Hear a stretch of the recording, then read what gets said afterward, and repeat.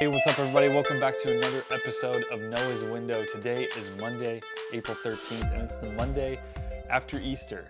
And I don't know about you, but I hope that you feel like a little bit more in high spirits. Hey, kind of random question. I wanted to share with you something that is on my heart, something that I've been thinking about, something that I've needed to really consider in my life and in my faith in the recent days and weeks.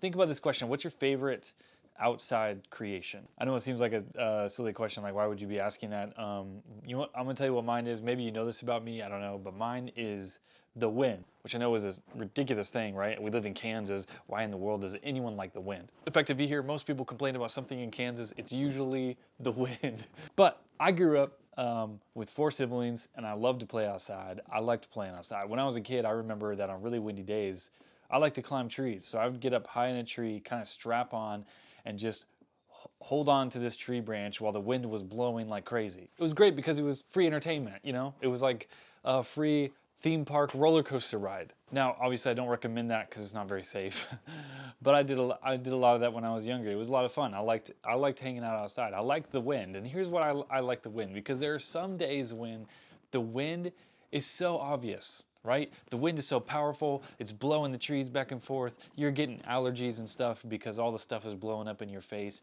There are days that are really fun when the wind is so strong that you can barely walk. You know, when you're like walking in the wind and it's like, "Ah!" Those kinds of days are a lot of fun. I remember having a lot of fun in those days. There are days that the wind is obvious. It's obvious that the wind and the air is there.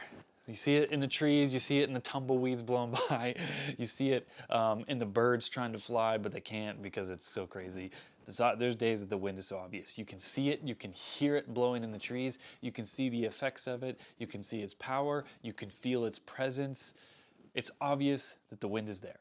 And then, as us who live in Kansas know all too well, there are days when you wonder if air circulation is even a thing. You wonder if air is even moving. Right? There are days when you walk outside and it's so hot and so humid, it sucks 90% of the moisture right out of your body. You sweat instantly. There are days where you walk outside and you wonder and you just pray and you hope for a small breeze because it is so hot and humid. You just wish that you could have a little bit of a breeze. So in Kansas, we either really hate the wind because it's so windy, or we wish that we could just get a little bit because it's hot. I remember there was this one time I was working as a high school student, and I went on my lunch break. And I always go behind this building that I worked at. And there was a small shed that was kind of in the back of the lot. Some days I'd go and just sit behind the shed and then eat my lunch in the shade. But one day it was summer, it was really hot outside. And I was sitting in the shade, I was so sweaty, it was kind of dumb. I wish I would have gone inside. But I was sitting out there in the shade, sweating, eating my lunch, and there was no breeze. I couldn't feel any circulation. I wondered if air was even a thing. And I was just kind of like hoping that I'd get a small little breeze while sitting in the shade.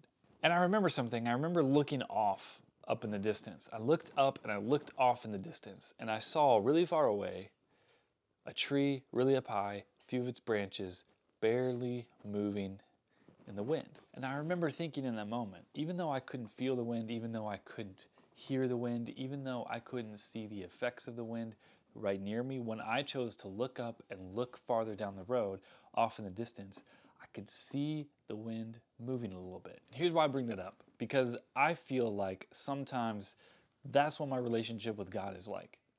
There are days when God's presence and power is so obvious in my life, right? There are moments when life is good and my relationship with Jesus is good and it's strong and my faith feels good.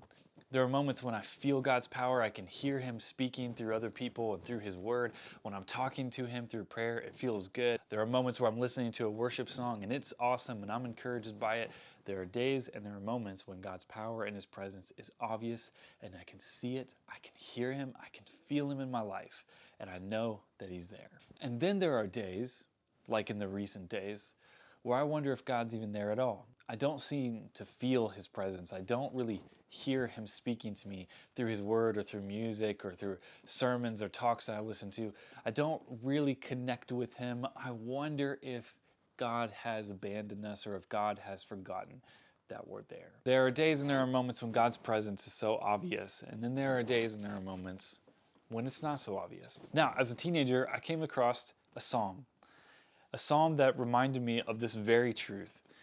this very idea that sometimes God's presence is powerful and sometimes it's not. Sometimes it feels obvious and sometimes it's not so obvious what he's doing in our life. But as a teenager, I came across this psalm, which really is just kind of a worship song in the middle of the Bible.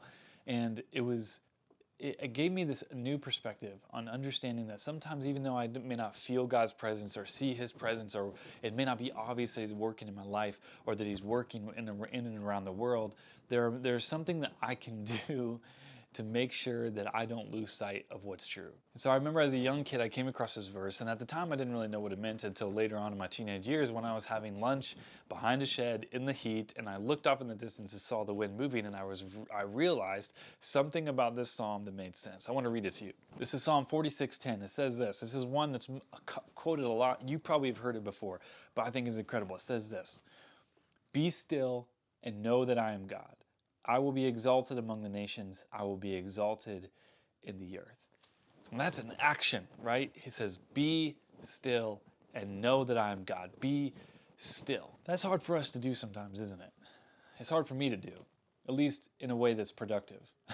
So often I think that it's hard for us to be still because we're too busy not being still. We're too busy looking at all the negativity of the aspects of our circumstances. I'm guilty of this so often. Too often, all I can see is what's right in front of me. I'm too consumed with worry and fear and discouragement and disappointment. I haven't taken the time to be still. But here's why it's so important that we take our time to be still. Because when the psalmist wrote this, he says, be still and know. Now, what does know mean? What does it mean to know? How are we going to know that God is God just by being still? Well, here's a really cool fact, and maybe this is more than you want to know, but the Old Testament was originally written in Hebrew.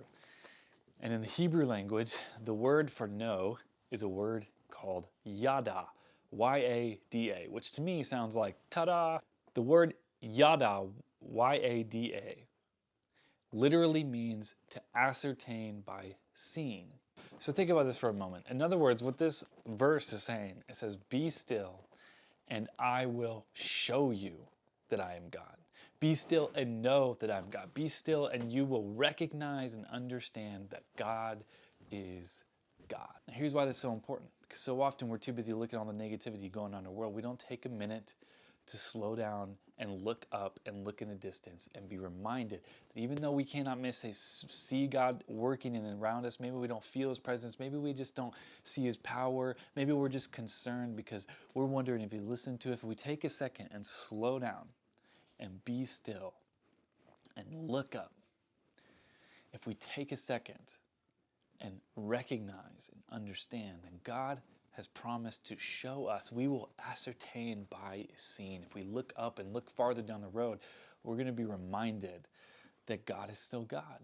Now, I don't know where that hits you this morning, but here's what I know that I've been wrestling with over the past few weeks, is that I haven't taken enough time out of my life to be still. And that might look different for all of us. For you, maybe that's just simply finding a quiet room where no one can bother you and just being silent. Maybe it means writing down in a journal or talking to God out loud through prayer and just connecting with him and making sure that you're taking time to listen for his voice, even though it might be hard to hear. Maybe for you, it means just picking up the Bible every once in a while. Sometimes I struggle to read this because I'm too busy worried about all the things that are wrong in my life. Maybe it means listening to a worship song with your eyes closed and just trying to find the encouragement and the truth of what you're listening to.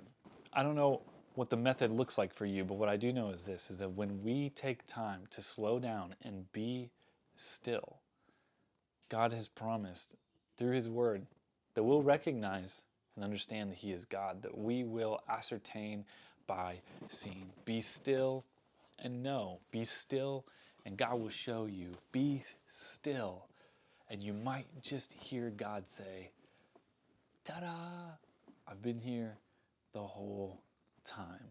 God is still working even when we can't see it. God is still faithful even when it doesn't seem like it. There are days when God's power and his presence is so obvious and we should rejoice. But then there are days when it doesn't seem as obvious, but we can still rejoice because we can take time to slow down, to be still, and to know.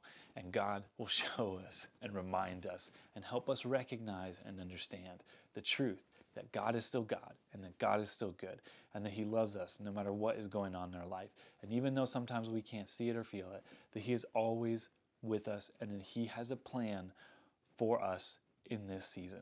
So that's my challenge to you and to me this week, is to be still for 2 seconds, 30 seconds, 5 minutes, 10 minutes. Be still and know that God is God. We love you guys. I hope you know that God loves you. He has an extraordinary plan for your life, and I believe He wants to use you to impact and change the world. Hope you guys have a great week, and we'll see you tomorrow on Noah's Window.